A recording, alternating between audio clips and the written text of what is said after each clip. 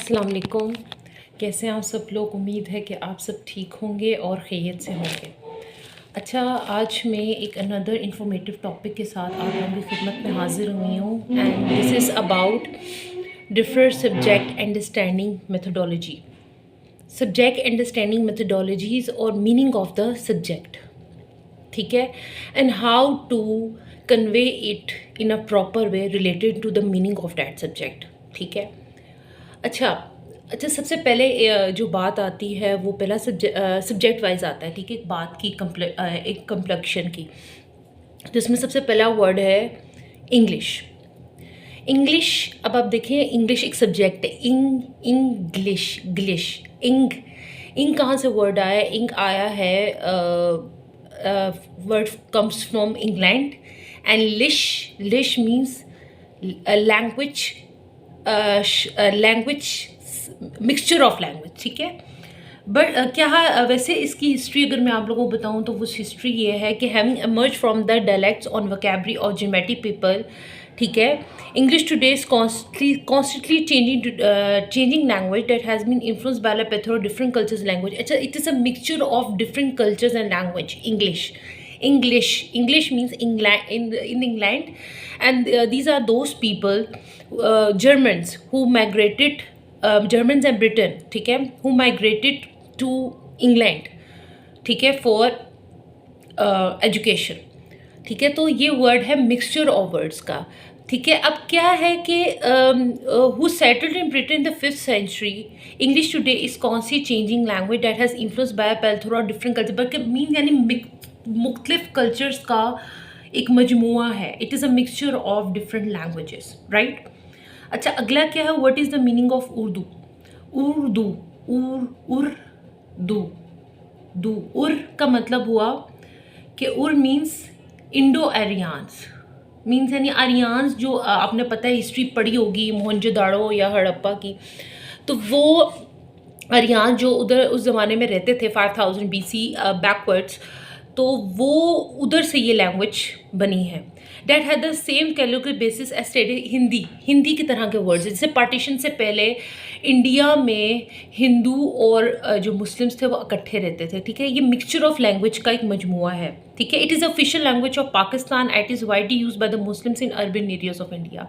But दू का मतलब है Urdu, Aryans, mixture of language which has come from Aryans and doing that thing, ठीक है। What is Pakistan studies? Pakistan studies is indiscipline and multidiscipline. Indiscipline and multidiscipline means अंदरूनी और बैरूनी, in which different subjects of social sciences, जिसमें different subjects of social sciences अर्थ की, मुख्तलिफ country की सकाफ़त, मुख्तलिफ कंट्री के कल्चर, मुख्तलिफ कंट्री की रहने सहने का तरीका, एजुकेशन के बारे में जिस जगह जिसमें स्टडी किया जाता है वो सोशल साइंसेस कहलाता है। The main purpose of this program is to provide the inter depth understanding of Pakistan. इस सब्जेक्ट का मतलब क्या है कि आप पाकिस्तान के कल्चर, पाकिस्तान में जितनी भी कंट्रीज़ हैं उनके कल्चर, सकाफ़त, उनकी चीज़ों के बारे में स्टडी कर सकें। फिर आता है केमिस्ट्री, केमिकल हिस्ट्री, ठीक है, chemical solution, the branch of science which is concerned with the substances in which matter is composed, the investigation of their matter reactions, chemical compositions, और उसके बारे में पढ़ने का ये लफ्ज़ उधर से मजमुआ निकला है, केमिस्ट्री मीन्स केमिकल हिस्ट्री, और mystery means mixture of chemicals. फिर आता है biology, it is a study of different things, morphology, physiology and anthropology means plants की ऑक्सीजन, उसकी यूट्रेशन, उसकी inhale exhale, everything has been studied in this subject. अच्छा, फिर आता है आपका फिज़िक्स क्या? फी मीन्स फिज़िक्स मीन्स फ़ारेनहाइट, ठीक है, 6 फिज़िक्स, ठीक है। 6 का मतलब हुआ sections, Fahrenheit sections. The branch of science concerned with the nature and properties of matter and energy. Subject study of physics include mechanics. That subject in which we study the things of mechanics, mechanical things, ठीक है, तो हम क्या कहेंगे? Physics. अच्छा, what is mathematics? Math, myth, ठीक है, mystery, mystery means क्या, मतलब मिस्ट्री कहने का मतलब है किसी चीज़ के बारे में सोचना, उसकी गहराई तक जाना, वो मिस्ट्री कहलाता है। Mathematics is a long word of math और science of number, shapes, logical quantity and arrangement. Mathematics teaches us to solve the number calculation and to solve the solutions.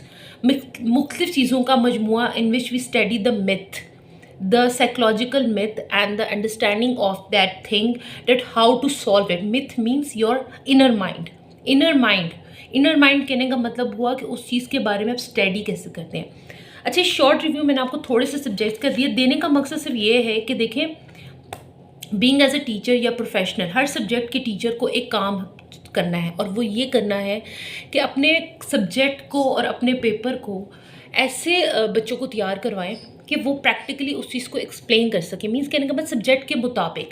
अब हर सब्जेक्ट आपसे प्रैक्टिकली वे मांगता है, लेकिन ये ways of delivering कैसे है ये आप पर डिपेंड करता है। जैसे मैं एक एग्जांपल देती हूँ कि केमिस्ट्री है या बायो है। बायो में आप प्लांट्स के बारे में पढ़ें तो बायो की एक रिसर्च या बायो के बारे में एक practical review in a video, in a YouTube आप उसके बारे में दे सकते हैं। इससे ये फ़ायदा होगा कि बच्चे को वो चीज़ प्रैक्टिकली समझ आ सकती है with the help of that. English क्या है कि इंग्लिश में आपकी ग्रामर आती है। Grammar means your systematic way of dealing with the words, how to describe the word and how to make it complementary and explanatory to that to the child।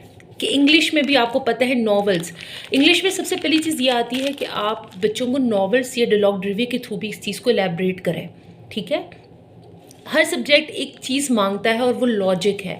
Logic के बगैर अगर आप कोई चीज़ नहीं उस वक्त तक चीज़ नहीं कर सकते जब तक उस चीज़ को आप अच्छे तरीके से अंडरस्टैंडेबल ना करवाएं। उसमें अगली चीज़ आ जाती है उर्दू में आप उर्दू के अफसाने नॉवेल्स के बारे में बच्चों को क्लास में पढ़ा सकते हैं और बच्चों को कह सकते हैं कि उस नॉवल के बारे में अपने रिव्यूज़ दें। ठीक है, कोई भी एक नॉवल ले लें और बच्चे को कहें कि वो उस चीज़ के बारे में अपना रिव्यू लिख के लाए।